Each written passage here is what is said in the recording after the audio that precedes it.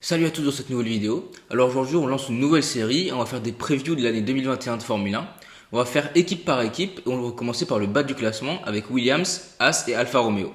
C'est des équipes qui sont dans le bas du classement mais qui ont des dynamiques très différentes et on va voir ce que ça va donner pour l'année 2021. Restez bien jusqu'à la fin de la vidéo, je ferai mes petits pronostics pour la saison 2021. C'est parti.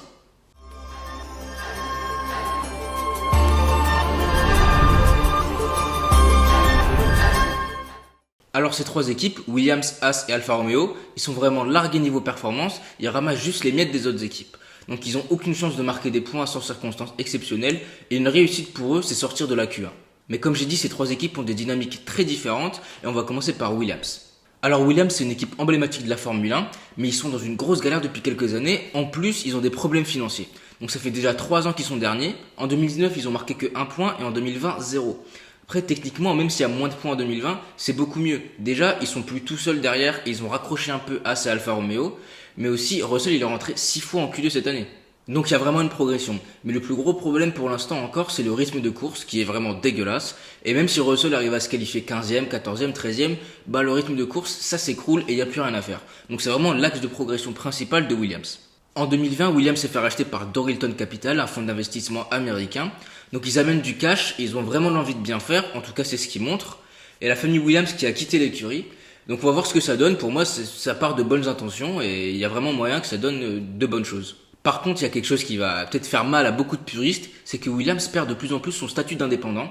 Déjà, on voit qu'ils prennent de plus en plus de pièces à Mercedes, ils prennent leurs jeunes pilotes, mais en soi, leur système d'indépendant, il marche plus sur les dernières années. Donc autant tenter ça, on va voir ce que ça donne. Donc on va voir s'ils ont tapé juste pour 2021, normalement ça devrait continuer à s'améliorer. Avec plus de cash pour développer 2022, il y a vraiment moyen qu'ils retrouvent le paquet et qu'ils raccrochent le peloton et que ça devienne vraiment une équipe compétitive qu'on n'a pas vu depuis plusieurs années maintenant pour Williams. Et concernant le line-up, en 2021, ils gardent le line-up Russell-Latifi. Alors d'un côté, il y a Russell qui est vraiment très bon. Bon, il a raté quelques opportunités quand même, mais il est vraiment très bon et il éclate son coéquipier. Par contre, Latifi, il est pas aussi catastrophique qu'on pouvait le penser au début. Il est même pas du tout catastrophique. Déjà, il a fait 3 fois P11. Bon, il y a des circonstances, mais il faut saisir les opportunités.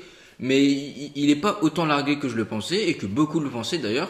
Donc vraiment, j'ai envie de voir après une saison de rookie ce qu'il peut donner et voir s'il peut vraiment se rapprocher de Russell. Alors pour Haas, alors on a déjà beaucoup parlé de l'équipe dans ma première vidéo, donc on va pas beaucoup s'attarder dessus. On va surtout parler de l'ambition et de l'avenir de l'équipe. Alors concernant le line-up, ils ont un line-up 100% rookie, donc Mick Schumacher, le champion de F2, et Nikita Mazepin. Donc d'un côté, on a Mick Schumacher qui, comme je l'ai dit, est champion de F2, mais il prend toujours un an à s'acclimater à une nouvelle voiture, à une nouvelle équipe, etc. Donc en F3, il a pris un an et après a gagné le championnat. Il a commencé par une saison moyenne en F2 et après il l'a gagné. Donc maintenant, à voir ce qu'il peut donner avec la Haas et en Formule 1. Mais en soi, de toute façon, on n'attendra rien des performances. La voiture, elle peut rien amener. Donc c'est juste pour prendre de l'expérience et on va rien lui demander. De l'autre côté, Mazepin, vous en pensez ce que vous voulez, franchement, moi j'en ai rien à faire.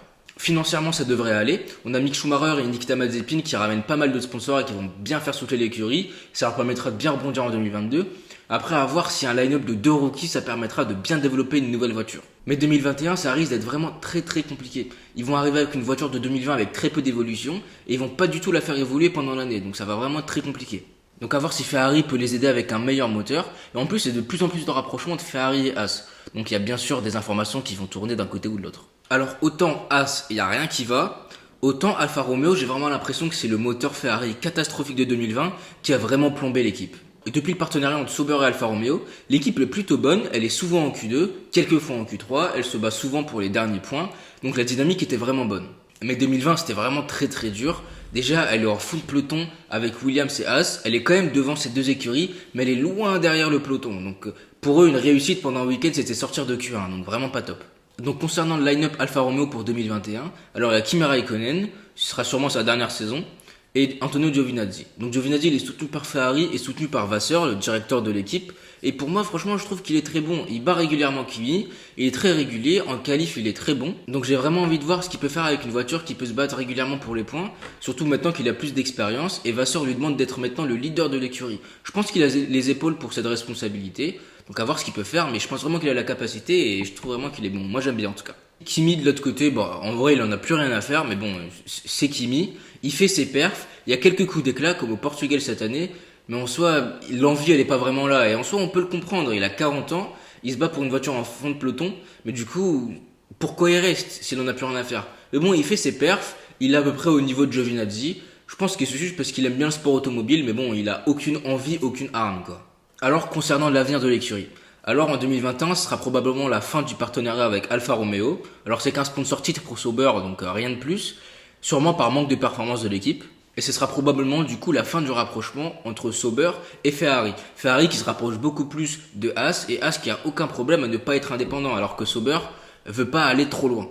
La réponse logique pour Sauber s'il se sépare de Ferrari, c'est Renault. Alors déjà ce serait un partenariat et Renault qui leur fournit des moteurs, mais surtout Sauber ils peuvent pas survivre s'ils perdent Alfa Romeo qui les remplace pas. Et ce serait gagnant pour Renault d'un côté parce qu'ils n'ont pas d'écurie cliente. Ça leur permettrait de placer leurs jeunes.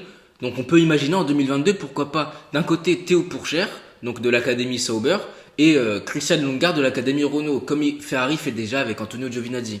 En plus, changer de partenaire pour 2022 serait beaucoup plus simple, parce que les rapprochements c'est aussi technique entre Sauber, donc Alfa Romeo, et Ferrari. En 2022, vu que c'est des nouvelles voitures, ça permet un peu de repartir de zéro et d'avoir Renault comme écurie qui les dirige avec les pièces, etc.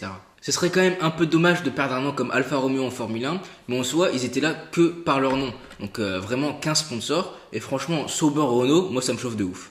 Alors pour mes pronostics du classement de la saison 2021 de Formule 1, alors déjà je vois As dernier. Ils ont une voiture très mauvaise, qui va jamais évoluer, et en plus ils ont un line-up de rookies, et c'est pas les meilleurs rookies pour débuter. Si même un line-up rapide et expérimenté comme Grosjean Magnussen n'a rien réussi à tirer de cette voiture, je vois pas comment un line-up de rookies pourrait faire quelque chose à part des coups de chance. J'espère que je me trompe, mais bon, ça me paraît très très compliqué. Alors pour la 9ème place, je mets Williams. Alors je pense qu'ils vont saisir les opportunités avec une voiture qui devient meilleure. S'ils améliorent leur rythme de course, franchement ils peuvent aller grappiller quelques points par-ci par-là dans des courses un peu exceptionnelles. Donc je pense et j'espère que Russell va plus rater des opportunités comme en 2020.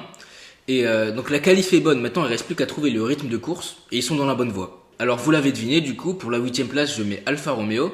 Alors c'est quand même une voiture qui est meilleure que les deux autres, ils ont un meilleur line-up que les deux autres équipes pour moi, et la voiture elle a l'air plus saine et plus complète. En soi, comparé à Williams et Haas, c'est pas compliqué, mais il devrait quand même être au-dessus des deux autres équipes. Si le moteur Ferrari s'améliore, il pourrait même accrocher le peloton et se battre pour des derniers points de temps en temps. Alors voilà, on arrive à la fin de la vidéo. J'espère qu'elle vous a plu. N'hésitez pas à lâcher un like, à vous abonner. Et dites-moi en commentaire vos pronostics pour la saison 2021. On se retrouve dans pas longtemps pour le prochain épisode des previews de la saison 2021. Et on va parler de Ferrari AlphaTauri. Salut!